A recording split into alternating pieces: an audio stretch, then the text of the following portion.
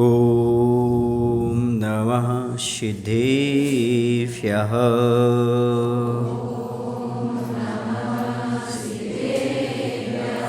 ॐ नमः सिद्धेभ्यः।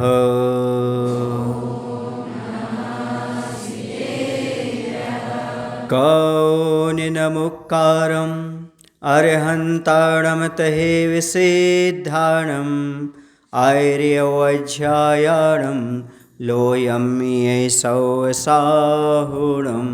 लोयम्यैसौसाहुणं। बोलिए हिंसा परमो धर्म की। देवादिदेव श्री आदिनाथ भगवान की। आचार्य गुरुदेव भगवान श्री विद्यासागर जी महाराज की। आचार्य श्री समय सागर जी महाराज की।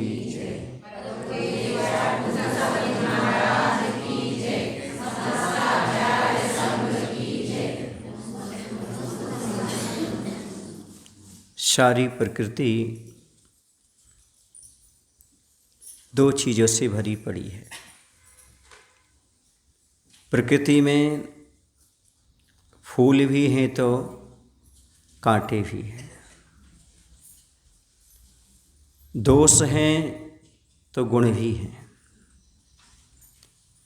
संसार का प्रत्येक पदार्थ इन दोनों चीज़ों को लेकर के चलता है।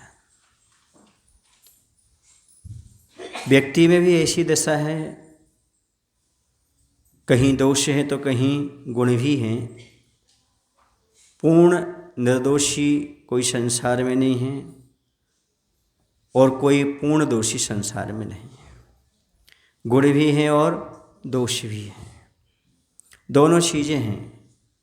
हमें ये देखना है कि हमारे पास दोष ज़्यादा हैं कि गुण ज़्यादा हैं, सामने वाले के पास दोष ज़्यादा है कि गुण ज़्यादा है, और हमें क्या लेना है, दोष लेना है कि गुण लेना है। जैसे आप बाज़ार में जाते हो तो बहुत सारी दुकानें लगी रहती हैं, आपकी दृष्टि किस पर रहती है? जो चीज़ आपको लेनी होती है। बाकी चीज़ें दिखती तो हैं पर नहीं दिखने के अलावा आप जाते हो, यहाँ नहीं, यहाँ नहीं, यहाँ नहीं, यहाँ नहीं, यहाँ नहीं, यहाँ नहीं, बहुत सारी चीज़ें हैं पर आपके लायक चीज़ वहाँ पर नहीं है। तो आप कहते आज बाज़ार में कुछ भी नहीं है, मात्र एक दो दुकान थी, वो आप वहाँ पर सामान अपना लेकर के आ गए। बस ऐसे यदि आपकी दृष्टि में गुण हैं तो आप किसी भी इंसान से मिलेंगे तो उसके दोष अपने आप गौण हो जाएंगे, इग्नोर हो जाएंगे, मात्र गुण ही दिखाई देंगे, उससे आप ले लेंगे यदि आपकी दृष्टि में है तो। अब ये पूछना चाहता हूँ आपसे, पूछ लूँ, दुनिया में दोष दिखाई देते हैं कि हमारी दोष देखने की दृष्टि हो गई है?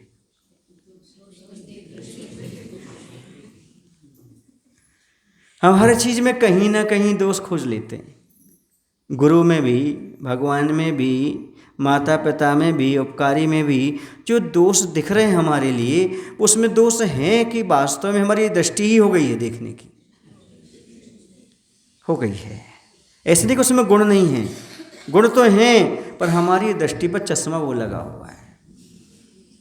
पदार्थ सफ़ेद हो, कोई भी कलर का हो, लेकिन पदार्थ वैसा नहीं दिखता, वैसा दिखता है जैसा हमारे आँखों पर चश्मा चढ़ा हो।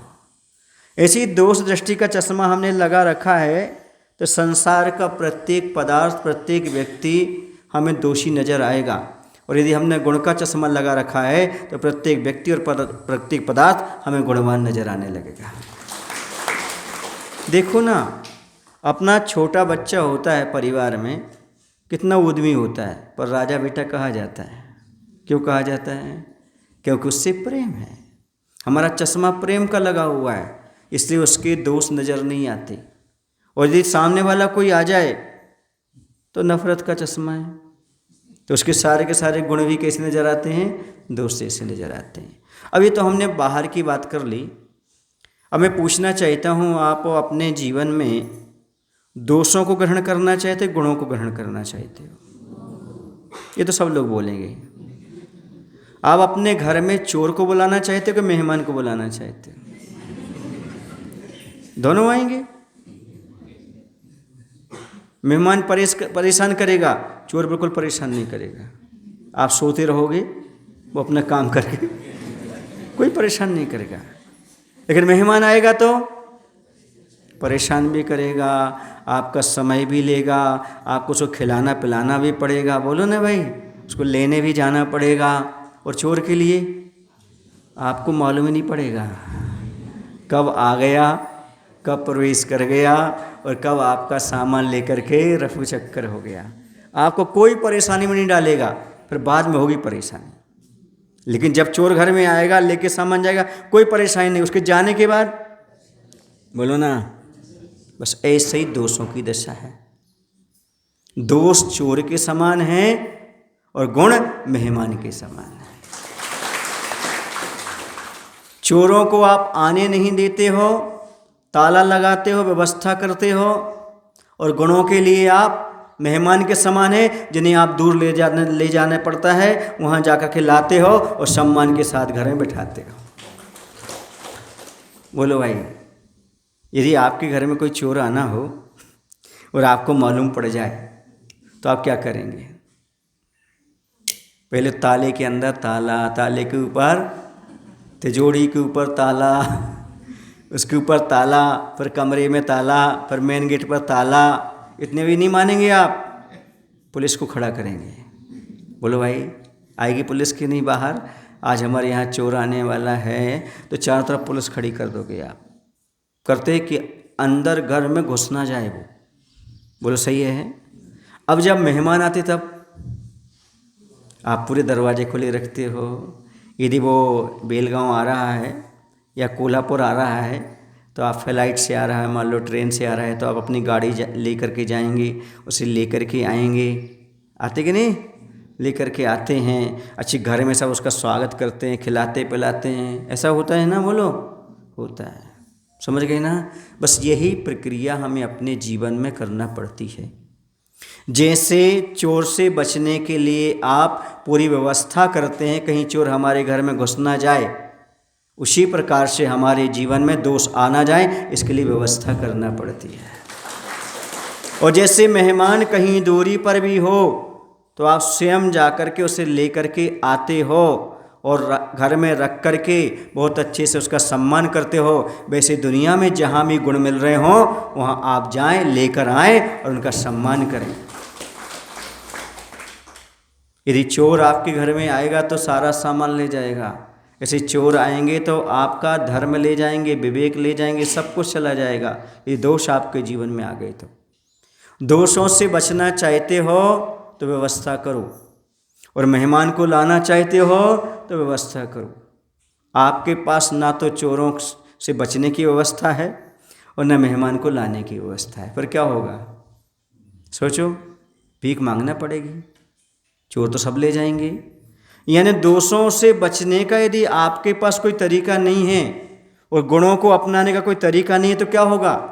दीपावली को दिवालिया निकल जाएगा, जीवन में कुछ भी नहीं बचेगा। इसलिए आज सचेत हो जाओ, जहाँ से आपको संभावना है इनके माध्यम से दोष आ सकता है, वहाँ पर दरवाजे में ताला लगा दो। किसका ताला? आचार्य कहते हैं दोषों का अंदर प्रवेश ना हो, समझ रहे ना? इसलिए हमारे लिए अपने जीवन में संयम का ताला लगा लेना चाहिए। दोष रूपी चोरों से बचना चाहते हो तो अपने मन पर, इंद्रियों पर क्या करो? संयम का ताला लगा दो। और यदि आप अपने घर में मेहमान को लाना चाहते हो तो दिल को और पांचों इंद्रियों को खोल दो, आ जाओ, उनका स्वागत करो। रत्नात्रय आ रहे हैं, रत्नात्रय का सम्मान करो। यही तरीका है और कोई तरीका नहीं है चोरों से बचने के लिए और मेहमानों के आने के लिए। आ गए मेहमान, तो चोरों से बचने का एक ही तरीका है कि आप क्या करो? ताला लगा दो। ऐसे ही दोष रूपी चोरों से बचने का एक ही तरीका है, आप संयम रूपी ताला लगाने का प्रयास करो। इसके अलावा कोई दूसरा तरीका ना हुआ है ना हो सकता है। यदि आपके पांच इंद्रिय और मन खुले हैं तो दोष बिल्कुल आते रहेंगे, कोई रोकने वाला नहीं है। बताओ, चोरों को कितने लोग पसंद करते हैं? बोलो ना भाई, कोई नहीं करता। फिर दोषों क्यों पसंद करते हो? देखो, चोर तो बाहर की वस्तु ले जाएगा, फिर कमा लोगे, लेकिन दोस्त तो अंदर की संपदा लूट जाएगा। मैं कहता हूँ चोर से खतरनाक हमारे दोष हैं और मेहमान से अच्छे हमारे गुण हैं।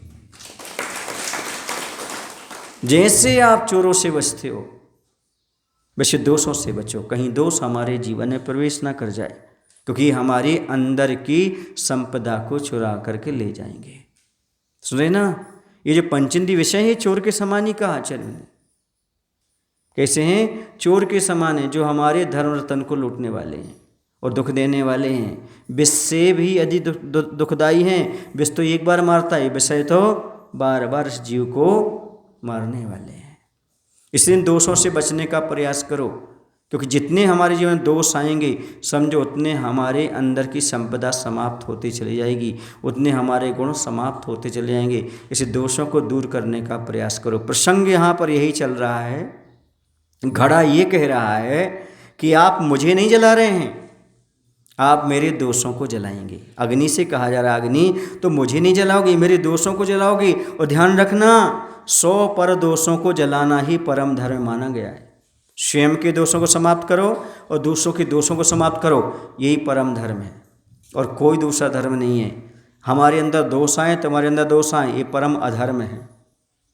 और दोषों को दूर करना, दोषों को जलाना और गुणों को प्रकट करना, यही सच्चा जीवन दान माना जाता है। ये जीवन दान माना जाता है। ये जीवन दान दिया। मैं तो कई बार कहता हूँ कि आचार्य ने हमें दूसरा जन्म दिया। क्यों दूसरा जन्म क्यों दिया? क्योंकि उन्होंने हमारे लिए संयम का, रत्नत्रय का दिया। इसलिए आचार्य भगवंत ने हमारे कान नहीं फूके, हमारे अंदर संयम के प्राण फूके। ये संयम के प्राण, नया जीवन प्राप्त हुआ है, जीवन दान दिया है उन्होंने। क्योंकि ये दोषपूर्ण जीवन कोई जीवन नहीं है, निष्कलंक जीवन ही वास्तव में सच्चा जीवन है। इसलिए दोषों को निष्कासित करना ही जीवन दान देना है। अर्थात हे अग्नि, तुम मुझे जला करके शुद्ध करोगी, तुम मेरा प्राण हरण नहीं करोगी, मुझे जीवन दान प्रदान करोगी। जो आपके दोषों को दूर करता है वो आपका अहित नहीं करता, आपको नया जीवन प्रदान करता है। ये भाव हमारे अंदर आना चाहिए। इसलिए स्वयं के और दूसरों के दोषों को दूर करना क्या है भाई? बोलो ना, यही परम धर्म है। जितना बने अपने दोषों को दूर करो और जितना बने दूसरों के दोषों को दूर करने का प्रयास करो। जब तक उनका जलना नहीं होगा मैं निर्दोष नहीं हो सकता। तुम्हें जलाने की शक्ति मिली है, मैं कहाँ कह रहा हूँ कि मुझे जलाओ। हाँ, मेरे दोषों को जलाओ। मैंने कब कहा कि तुम बर्तन जलाओ? मैंने कहा है दूध तपाओ, पर दूध तपाने के लिए बर्तन को तपाना पड़ता है। ऐसे दोष निकालने के लिए, दूर करने के लिए कुंभ को अग्नि परीक्षा देना ही पड़ती है। प्रश्न नंबर 277 है ना। मेरे दोषों को जलाना ही मुझे जलाना है, मतलब मुझे जीवन दान देना। जलाना मतलब जीवन दान देना है। 100 पर दोषों को जलाना परम धर्म माना है संतों ने। दोष अजीव हैं, नैमित्तिक हैं, बाहर से आगत हैं कथनचित, गुण जीवगत हैं, गुण का स्वागत है। तुम्हें परमार्थ मिलेगा इस कार्य में, इस जीवन को अर्थ मिलेगा तुमसे। मुझ में जल धारण करने की शक्ति है जो तुम्हारी प्रतीक्षा कर रही है, उसकी पूरी अभिव्यक्ति में तुम्हारा सहयोग अनिवार्य है। और वह बहुत अच्छे से घड़ा कह रहा है, देखो दोष तो पौद्गलिक हैं। कैसे हैं? पौद्गलिक, ये जल जाएंगे, लेकिन गुण तो आत्मा के हैं, ये कभी जलते नहीं। ध्यान रखना अच्छी तरह से। ये बहुत बड़ा मार्ग की बात है। क्या कह रहे वो? कि जो भी दोष बाहर से हमारे अंदर आए हैं वो सारे दोष पौद्गलिक हैं, क्योंकि कर्म के निमित्त से आए हैं। वो जल जाएंगे। और हमारे जो आत्मा के गुण हैं वह गुण कभी जलने वाले नहीं। कि गुण कौन से होते हैं? जो चेतन के होते हैं। इसलिए तपस्या से कोई भी गुणों की हानि नहीं होती, तपस्या से दोषों की हानि होती है। जो समझते हैं तपस्या करने से शरीर को कष्ट होगा, तपस्या करने से आत्मा को कष्ट होगा, कुछ नहीं होने वाला। क्योंकि तपस्या करने से पुद्गल कर्म ही जलते हैं, दोष जलते हैं, आत्मा के गुण तो और विकसित होते हैं, उसमें कभी कोई कमी नहीं आती। यस्य जीवस्योपकाराय तद्देहस्यापकारकम् यद्देहस्योपकारकाय त्यज्यस अपकारकम, ऐसा कुछ है, पढ़ा आप लोगों ने कहीं? कहाँ पढ़ा? इष्टोपदेश में 19 नंबर की कारिका में। कौन सी नंबर? उसमें क्या कहा? यथा, उसमें कहा कि जैसे आप शरीर का उपकार करोगे तो आत्मा का अपकार होगा, और जैसे आप आत्मा का, जीव का उपकार करोगे तो शरीर का अपकार होगा। नियम है ये, क्योंकि ये पुद्गल है, वो चेतन है। चेतन को संभालोगे पुद्गल गड़बड़ में आएगा, पुद्गल को संभालोगे चेतन गड़बड़ में आएगा। ये नियम है। इसलिए जितना जितना तुम आत्मा का विकास करोगे उतना उतना शरीर से आपके लिए ऐसा लगेगा शरीर हमारा सूख रहा है, तकलीफ हो रही है, शरीर को कष्ट हो रहा है, वो नियम ही है। और जितना शरीर को पुष्ट करते रहोगे उतने आत्मा के गुणों से आप वंचित रह जाओगे। इसलिए इस समय 19 नंबर की कारिका बताई। एक माने अखंड, एक माने आत्मा, 9 माने अखंड। अखंड आत्मा की बात करो, शरीर का त्याग करो, वो ये कह रही है 19 नंबर का। 1 और 9 कितने होते हैं? 1 9 कितने हो गए? 19 हो गए। पहले 1 रख दिया, फिर 9 रख दिया, तो कह रहा है एक अखंड, 9 का अंक अखंड माना जाता है। तो एक अखंड आत्मा की बात करो। जब तक शरीर में पड़े रहोगे तब तक कभी भी आप दोषों से दूर नहीं हट सकते। दोषों को दूर करना है तो शरीर से, नाम से, इन सब से दूर हटना पड़ेगा। कुछ लोग दोष इसलिए अपनाते हैं क्योंकि उनको नाम चाहिए पड़ता है, शरीर चाहिए पड़ता है, पर देखो ये आत्मा से भिन्न है, शरीर भी, तो शरीर भिन्न है तो नाम, पद आदि ये सब शरीर से और भिन्न हो जाते हैं, आत्मा भी भिन्न हो जाती है। समझ गए? इसलिए दोष क्यों आते हैं ये भी समझने की आवश्यकता है। दोष क्यों आते हैं? इतना सब बताने का तो बताओ तो भाई, दोष क्यों आते हैं? चलो, चोर क्यों आते हैं आपके यहाँ? चोर क्यों आते हैं आपके यहाँ? चोरी करने। क्यों, कब आते हैं? रात में। कैसे आते हैं? दरवाज़ा खुला हो तो। चोर कब आते हैं? रात में आते। दिन में भी होने लगी आजकल तो चोरी, समझ रहे ना? चोर कब आते हैं? प्राय रात में आते हैं, ठीक है ना? अज्ञान के अंधेरे में। दोष कब आते हैं? अज्ञान के अंधेरे में, समझ रहे ना? क्यों आते हैं? संपत्ति लूटने। और दोष क्यों आते हैं? आपके गुणों को लूटने के लिए। कब आते हैं? जब आपका दरवाज़ा खुला हो। कब आते हैं? जब आप प्रमाद में हो, तब आकर के दोष आते हैं। और प्रमाद को हटा दो, दोष अपने आप समाप्त हो जाते हैं। ये सब प्रमाद की दशा में आने वाले हैं। जैसी जैसी प्रक्रिया चोरों की है वैसी वैसी प्रक्रिया दोषों की है। कभी आपने चिंतन ही नहीं किया कभी आपने चिंतन?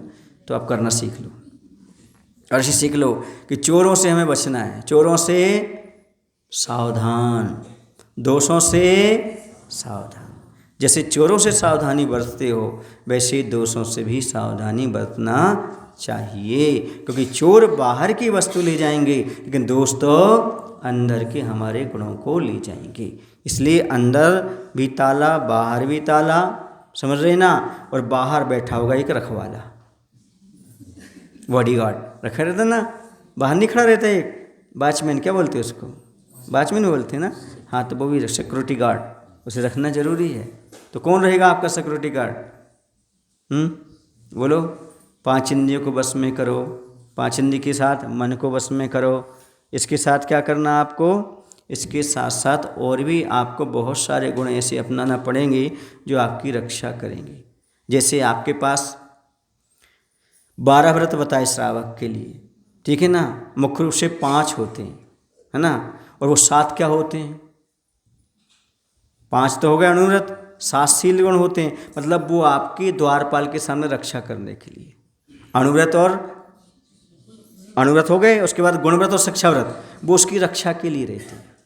7 शील जो रक्षा करते हैं, वैसे ही द्वारपाल के समान इनके माध्यम से आपकी अनुवृत्ति की रक्षा होती है।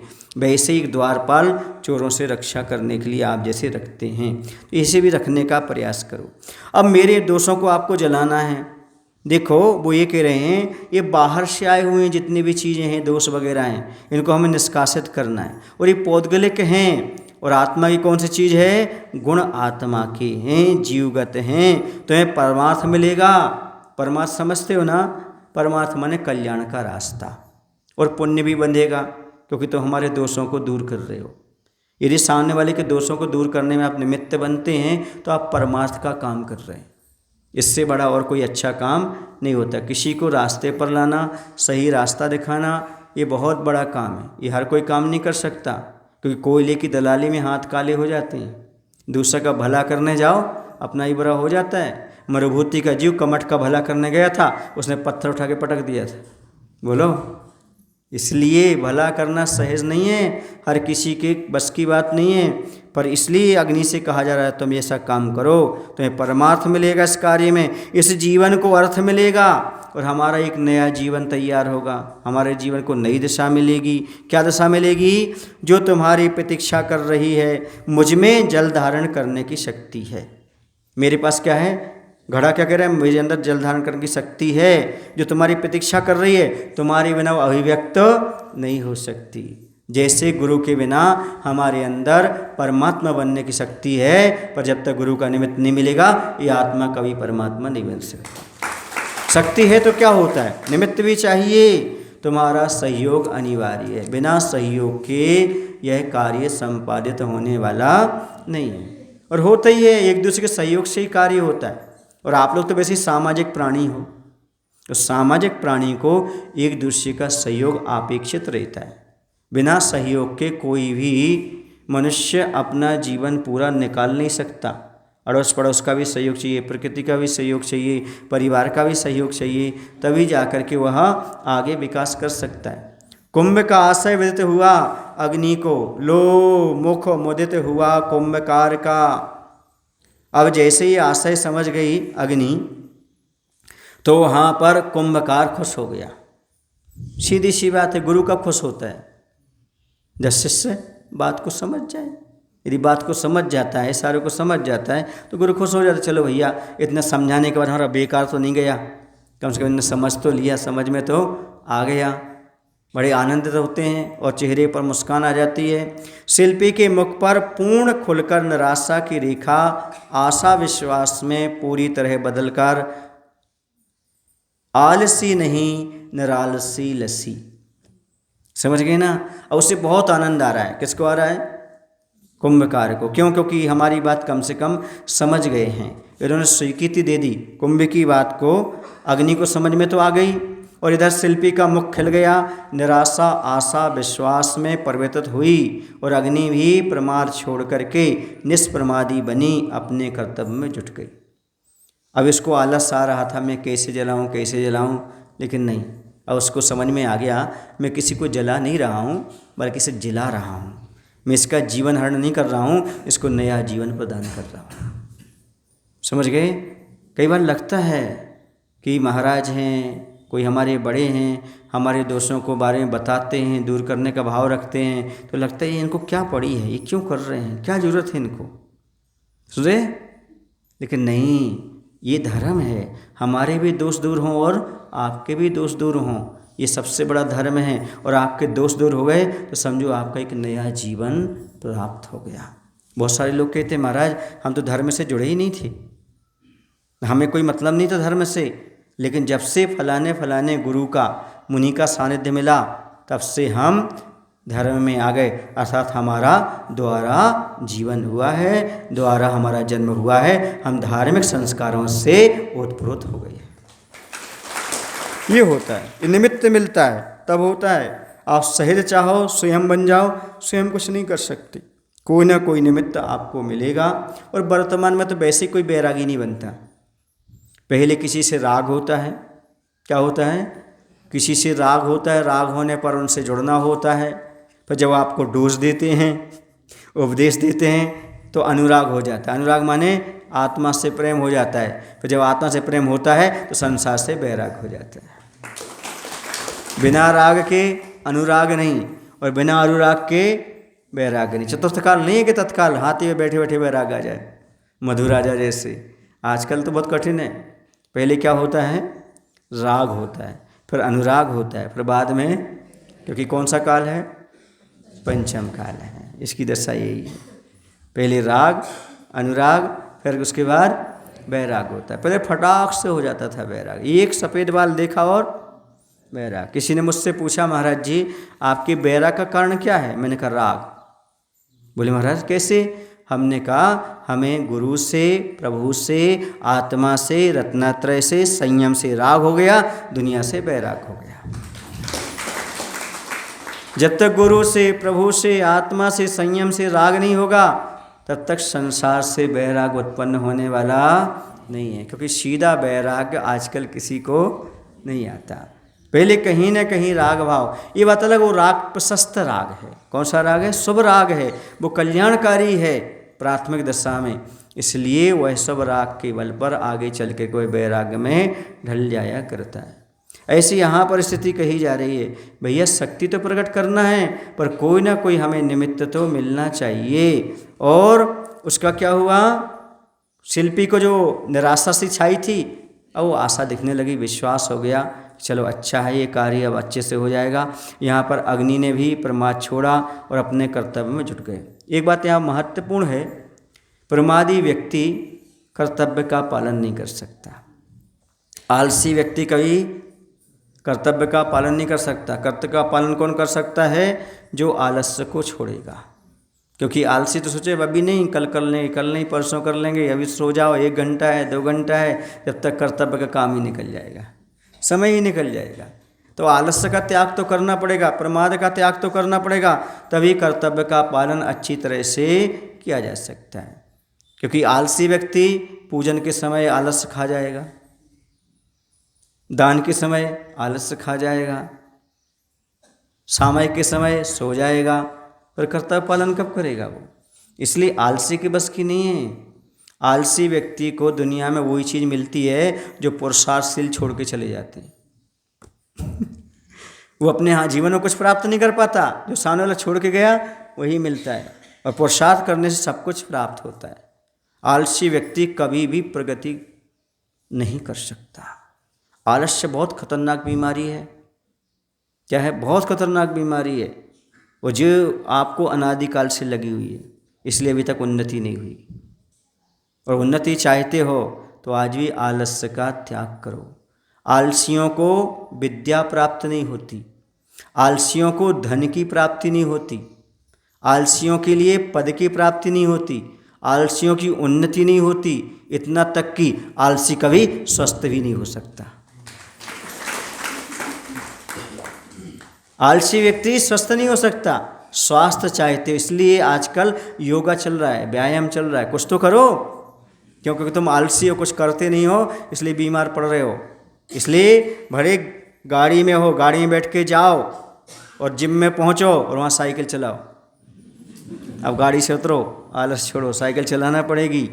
हमने बहुत सारे अरबपतियों को देखा है, गाड़ी में जाते हैं और वहाँ जाके साइकिल चलाते हैं।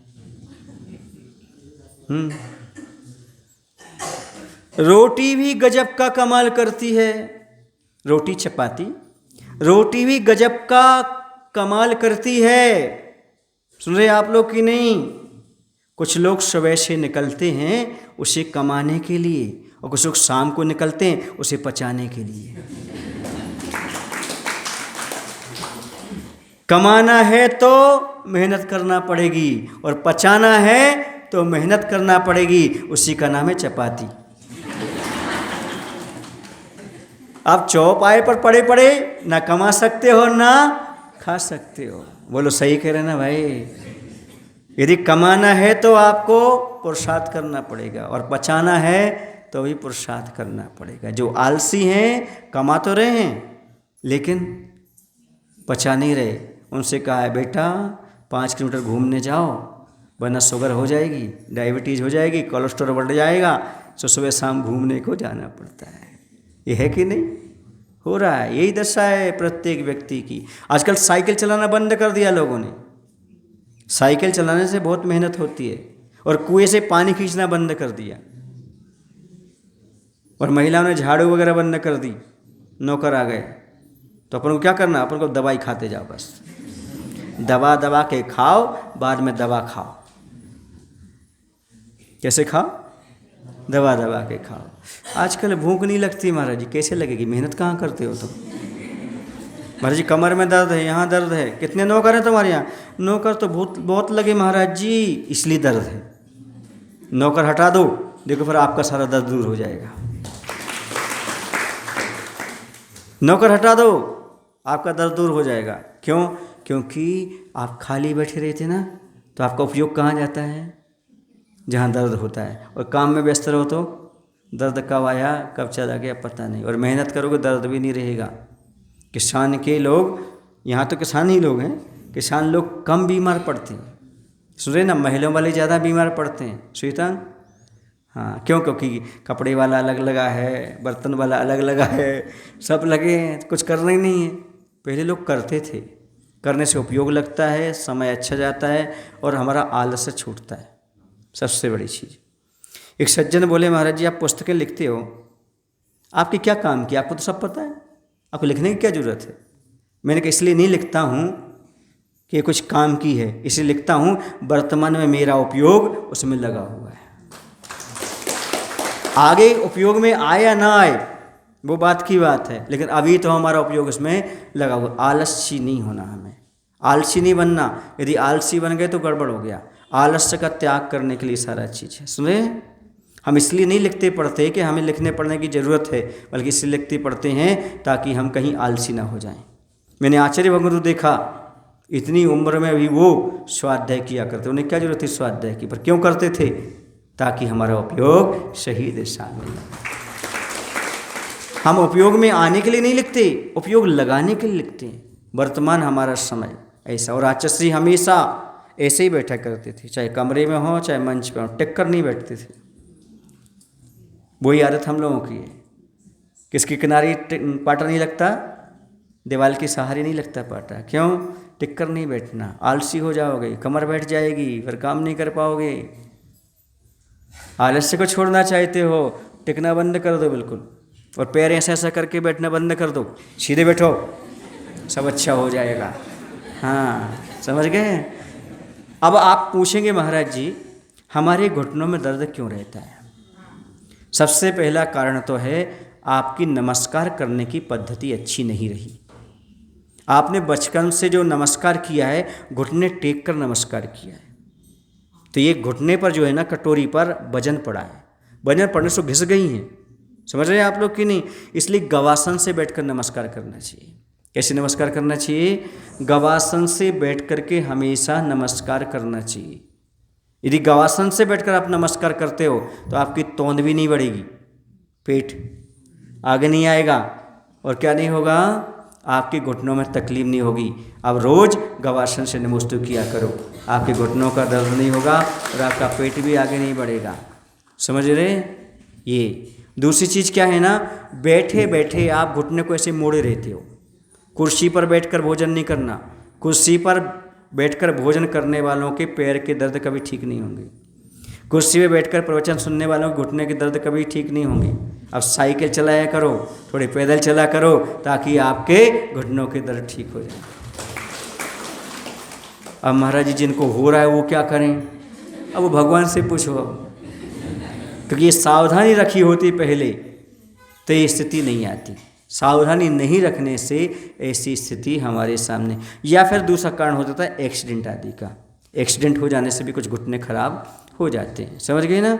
ये होता है। यदि वो नहीं हुआ है तो कहीं ना कहीं आप लापरवाही अपने जीवन में कर रहे हो। इसलिए घुटने टेक कर कभी क्या नहीं करना?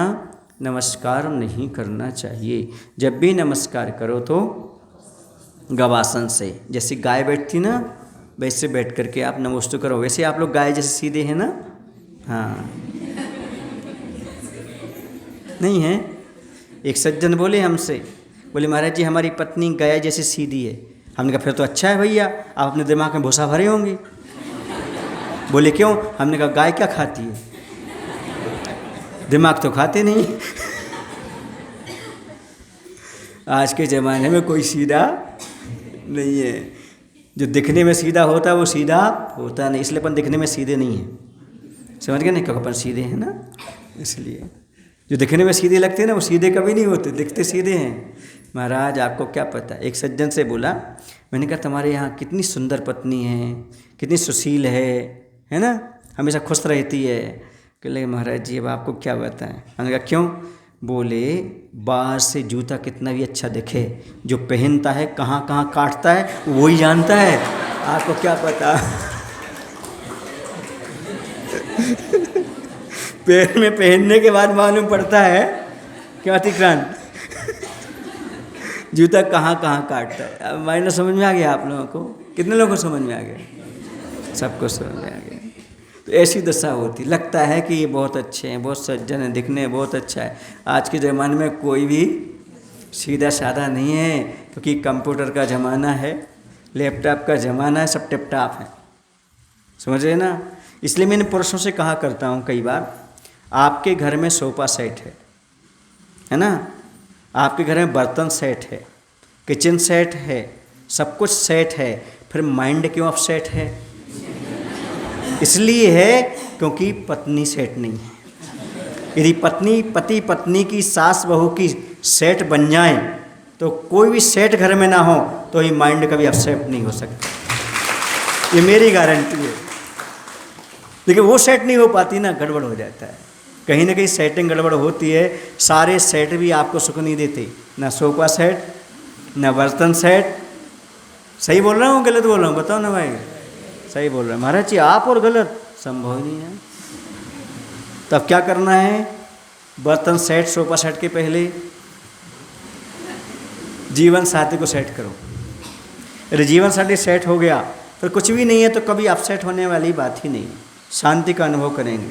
शांति का अनुभव करने का यही तरीका है मात्र। कौन सा? अपने एक दूसरे को सेटल करके चलो, समझो हमें क्या करना कैसे नहीं करना, वरना कितनी भी सेट रखे रहना आपके अपसेट पना कभी कम होने वाला नहीं है। तो यहाँ पर यही बात कही जा रही थी कि आलसी मत बनो, कुछ ना कुछ आलस्य का त्याग करो। आलसी दरिद्री रहता है, आलसी दरिद्री रहता है, आलसी अज्ञानी रहता है, आलसी अस्वस्थ रहता है, आलसी आज का काम कल पर टालता है, आलसी कभी भी उन्नति प्राप्त नहीं कर सकता, आलसी कभी भी दूसरे का भला नहीं कर सकता, आलसी कभी धर्म ध्यान नहीं कर सकता। इसलिए जीवन में आलस्य को छोड़ो। ये सब चीज़ें प्राप्त करना हो तो ज्ञान चाहिए हो, आपके लिए धर्म चाहिए हो, आपको उन्नति के शिखर पर पहुंचना हो, आपको धन चाहिए, कुछ भी चाहिए विद्या आदि, तो आपको आलस्य का त्याग करना परम आवश्यक है। समझ गए आप लोग? हाँ, ये नियम है। देखो ना, चिड़िया को भी घोंसले में दाना नहीं मिलता, उससे भी दाना उठाने के लिए बाहर जाना पड़ता कि नहीं जाना पड़ता? बोलो। आप तो बड़े हैं चिड़िया से भी। आप घर बैठे खाना चाहते हो? नहीं, हमें कुछ ना कुछ पुरुषार्थ अवश्य करना चाहिए। जितना ज़्यादा आपके लिए विज्ञान ने आलसी बनाया उतना किसी ने नहीं बनाया। आलसी बनाया है क्यों? Washing machine. अब बच्चों को हिसाब लगाना नहीं आता, सीधा कैलकुलेटर या कंप्यूटर खोलते हैं, माइंड लगाते ही नहीं है। वो क्या खोलते? सीधा कंप्यूटर खोलेंगे या कैलकुलेटर खोलेंगे। अब याद मेमोरी ख़त्म हो गई, क्योंकि मेमोरी किस में आ गई? बोलो, सारी मेमोरी किस में है? आपकी मेमोरी है ना, उसमें रहती ना, मेमोरी रहती है, रहती होगी, मेमोरी रहती होगी। उसमें अभी भैया डिलीट करना पड़ता है तब नया भरा जाता है। वो भी एक सीमा होती, कितनी जीबी होगी? 256 उसको भी डिलीट करना पड़ता है ना। तो अब माइंड क्यों काम नहीं कर रहा? क्योंकि आलसी हो गए। विज्ञान ने जो भी चीज़ें आपको दी हैं आलसी बना दिया आपको। हमारे ऑलसी प्रभु कहते हैं, हमारे ऑल सी प्रभु कहते हैं। ऑलसी माने सब देखने वाले, केवल ज्ञानी भगवान कहते हैं हमें विज्ञान ने ऑलसी बना दिया। क्या बना दिया हमें? ऑलसी नहीं समझे? ऑल माने सब, सी माने देखने वाले। वो कौन है? केवल ज्ञानी भगवान। इसलिए मैं कहता हूँ 4G 5G इन पर विश्वास मत करो, हमारे 3G पर विश्वास करो, सब काम हो जाएगा। ना 4G काम आएगा, ना 5G काम आएगा। अंत समय यदि कोई काम आएगा विपत्ति के समय, तो हमारे 3G ही काम आने वाले हैं, भगवान ही काम आने वाले हैं, और कोई काम आने वाला नहीं। अब जो आप लोगों को देखकर कुछ बातें आ जाती सामने, तो बताना पड़ता है कि हमारे जीवन में सबसे खतरनाक चीज़ यदि कोई है तो आलस्य है। और आज हर घर में आलस्य आलस्य आलस्य प्रवेश कर गया है। कारण है उसका, कारण उसका खान पान है। रात में जगना है, मोबाइल आ गया तो रात में जगते हैं। मोबाइल में ऐसी सामग्री मिलती है कि आदमी को नींद ही नहीं आती है। जब तक देख ना ले, सुबह उठेगा सबसे पहले मोबाइल पर चैटिंग, कहाँ से क्या आया यही देखेगा, व्हाट्सएप पर क्या आया, कौन से ग्रुप में क्या आया, और कोई गलत सूचना आ गई, दिन भर खराब। बोलो ना। तो सुबह उठ कर के कुछ करो या ना करो, मोबाइल बंद कर रखो। और जब आप सोते हैं ना, सोने से जहाँ आपका बिस्तर है उससे कम से कम 10 फुट दूर मोबाइल रखो, पास में बिल्कुल मत रखो, क्योंकि उसकी रे आकर के आपके मस्तिष्क को खराब कर सकती है। वो तो अतिशय मानो, हम विहार कर रहे थे एक जगह, तो ये कोई बालिका थी, पानी गिर रहा होगा तो उसका मोबाइल जो है ना वो गीला हो गया, तो बैटरी काम नहीं कर रही थी। तो हमें कोई जानकारी नहीं, ऐसे कक्ष में बैठे हैं, बहुत सारे लोग बैठे हैं, वो आकर के बैठी हो गई और उसको खोलने में लग गई। किसको? मोबाइल को। उसने बैटरी को खोला और खोला तो उसमें आग लग गई, फट गई बैटरी। पूरा कमरे में धुआं धुआं, कुछ नहीं दिख रहा।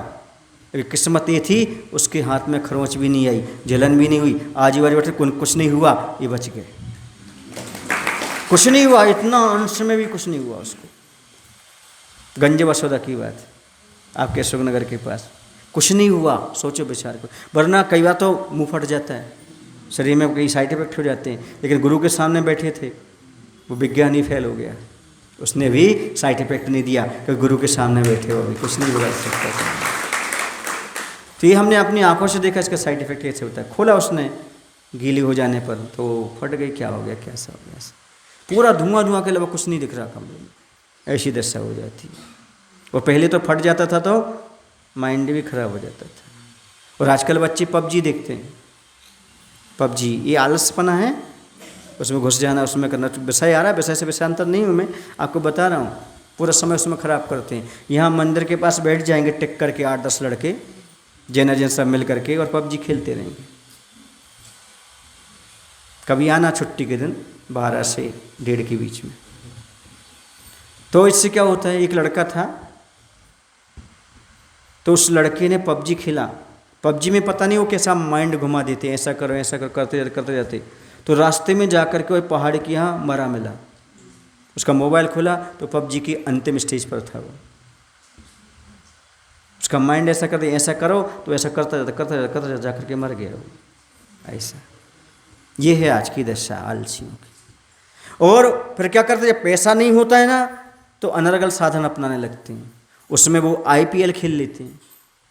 मैं नहीं जानता था IPL क्या कहलाता है। मैं गैरतगंज में था, रायसेन जिले में गैरतगंज में था। वहाँ पर शिविर लगा रहा था बच्चों का, कम से कम वहाँ पर 700 विद्यार्थी थे। उन विद्यार्थियों को शिविर लगा रहा था, गर्मी का समय था। तो 2-4 दोस्त नहीं आए उनके। हमने कहा ये लोग क्यों नहीं आए आज कक्षा में? बोले महाराज वो उनका दोस्त IPL खेल गया। तो हमने कहा ये, हमने सोचा IPL कोई नशा होता होगा, खा गया, कुछ हो गया होगा। उन्होंने बताया मुझे IPL का अर्थ होता है जो मैच होता है ना, क्रिकेट मैच, उसमें सट्टा लगता है। क्या लगता है? सट्टा, लॉटरी खेली जाती है, उसको बोलते हैं, ऐसे ही ना, IPL उसी का नाम है। बोले तो हमने कहा खेलने से क्या होता है? वो खेल गया, वो सट्टा खेला तो क्या हुआ, वो लाखों रुपए हार गया। अब कहाँ से चुकाएगा? उसमें आत्महत्या कर ली, सुसाइड कर ली, मर गया। ये है आज के बच्चों का, युवा बच्चे ऐसे मर रहे हैं आलस्य के कारण और बिना पुरुषार्थ के पैसा कमाने का तरीका है। पुरुषार्थ ना करना पड़े, घर बैठे पैसा आ जाए। देखो भैया, बिना पुण्य के पैसा आता है क्या? है पुरुषार्थ के पैसा आता है क्या? बिना पैसा के, बिना पुरुषार्थ के फिर भी आ जाए, लेकिन बिना पुण्य के नहीं आता। और लॉटरी खेलने वाले को पुण्य बनेगा कि पाप बनेगा? शेयर बाजार, शेयर मार्केट है, ये सब पाप के काम चल रहे नहीं, बहुत सारी चीज़ें। इससे क्या होता है? पाप और बनेगा। और पाप से कभी लक्ष्मी आने वाली तो है नहीं। ये सब आलस्य है जिसके कारण व्यक्ति अपना जीवन भी समाप्त कर देता है। अरे पुरुषार्थ से 4 रोटी कमाता, खाता, अभी भी जीवित रहता है, पूरे परिवार को संकट में डाल दिया। ये तो ये कहो कि वो कहीं लिख करके गया कुछ तो बच गए परिवार के, वरना वो भी आफत में आ जाते। क्योंकि घर में फांसी लगाने वाले की क्या होगी, परिवार के पूरे पकड़े जाते हैं। तो ऐसा बच जाते लोग। तो ये है आज की ज़िंदगी, पूरा आलस्य में निकाल दिया। लो देखते ही देखते सुरसुराती सुलगती गई अग्नि समूची हवा को अपनी चपेट में लेती, छोटी बड़ी सारी लकड़ियों को अपने पेट में समेट लेती। ये तो सहज इसका अर्थ, ठीक है ना। जहाँ लकड़ियाँ वहाँ रखी हैं वहाँ पर आग लग रही है तो सारी सारी लकड़ियाँ जलती जा रही हैं। आषाढ़ी घनी गरजती भीतिदा मेघ घटाओं सी कज्जल काली धूम की गोलियाँ अविकल उगलने लगा हवा। जैसे आषाढ़ में बादल छा जाते ना, सब जगह अंधेरा अंधेरा आ जाता है, ऐसे पूरा का पूरा हवा में से धुआं निकल रहा है। हवा के चारों ओर लगभग 30-40 गज क्षेत्र प्रकाश से शून्य हो गया। सो ऐसा प्रतीत होने लगा कि तम प्रभा महामही ही कहीं विशुद्धतम तम को ऊपर प्रेषित कर रही हो। महात्मा पृथ्वी कहाँ है? नीचे, सप्तम पृथ्वी। जैसे सप्तम पृथ्वी में धुआं धुआं होता है, अंधेरा अंधेरा होता है, ऐसा लग रहा है जैसे उसने यहाँ बाहर भेज दिया हो। ऐसा आचसी की क्या अनुप्रेक्षा चल रही है। तो ऐसा भेज दिया, कहीं विशुद्धतम तम को ऊपर प्रेषित कर रही हो। धूमिल छोविल क्षेत्र से बाहर आ देखा शिल्पी ने, हवा दिखा ही नहीं उसे। इतनी भयावह यहाँ की स्थिति है, बाहरी फिर भीतरी क्या पूछो। बाहर जब इतनी भयानक स्थिति है, अंदर क्या होगी, क्योंकि शिल्पी को वहाँ पर हवा दिखाई ही नहीं दे रहा है। पूरा का पूरा हवा धूम से भर गया, भर उठा, तीव्र गति से धूम धूम रहा है, धूम घूम रहा है। हवा में प्रलयकालीन चक्रवात, जैसे प्रलय काल के समय चक्रवात चलती ना, हवाएं चलती ना घुमावदार, ऐसे और कुछ नहीं, मात्र धूम धूम धूम। फलस्वरूप इधर कुंभकार का माथा घूम रहा, कुंभ की बात मत पूछो। जब कुंभकार को देख करके माथा घूम रहा है तो फिर कुम्हार उसके घड़े की बात तो छोड़ो। जब हम लोगों की दीक्षा हुई थी, जब आचार्य बड़े चिंतित थे, क्योंकि उस समय 48 का टेम्परेचर था। कितना था? नेमावर में था और 48 का पहले अक्षय तृतीया को होने वाली थी दीक्षाएं, पर नहीं हुई, टल गई। फिर सप्तमी को हुई, है ना, 4 दिन बाद। तो वहाँ पर इतना घन टेम्परेचर, इतना ऑर्केस्ट्रेट करना है और उपवास रहना है और पूरे दिन मंच पर बैठना है, ऐसा।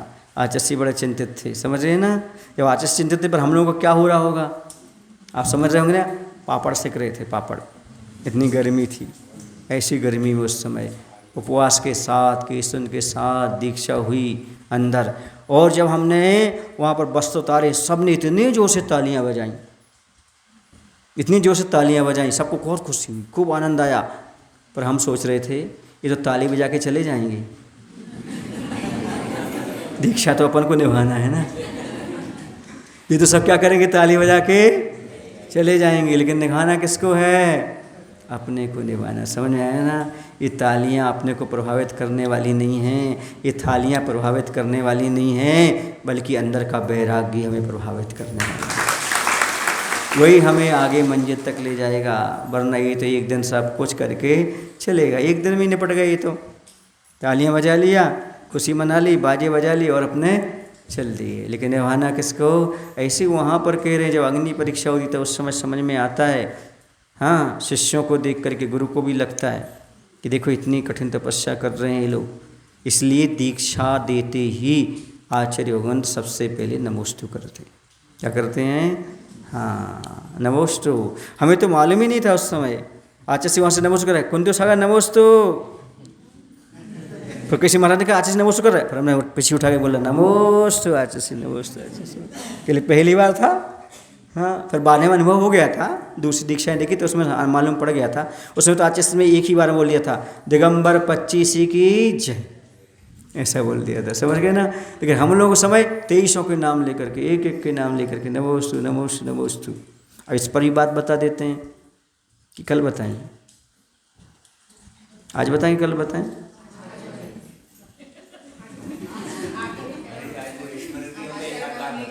हैं? हाँ, उसको बता देंगे। चलो, बोलो महावीर भगवान की जय, आचार्य विद्यासागर जी महाराज की जय। हे प्रभु, हम सभी को इतनी शक्ति, इतनी बुद्धि देने की कृपा करो, ताकि हम दोष रूपी चोरों से सावधान होते हुए गुण रूपी मेहमानों का सम्मान कर सकें। नमो शुभ।